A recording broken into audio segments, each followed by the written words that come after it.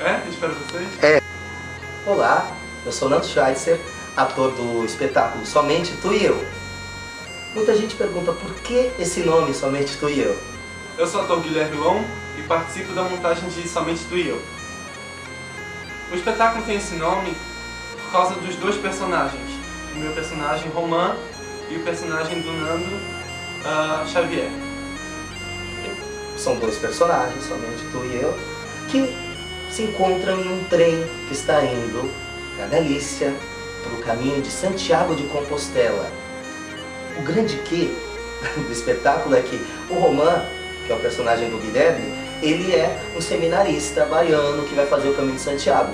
E a minha personagem, o Xavier, ele é um fotógrafo galego, separatista, ateu e trissexual. E eles estão sozinhos no vagão. Então ali, eles começam uma discussão sobre religião, porque o meu personagem, ele é um seminarista, enquanto o Xavier é um ateu.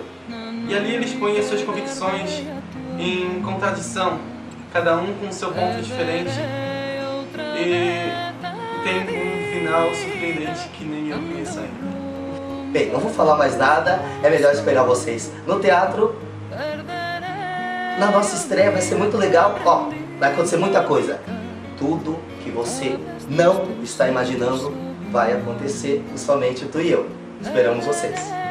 Então espero que vocês venham conferir a gente no dia da nossa estreia, e é isso. Tchau!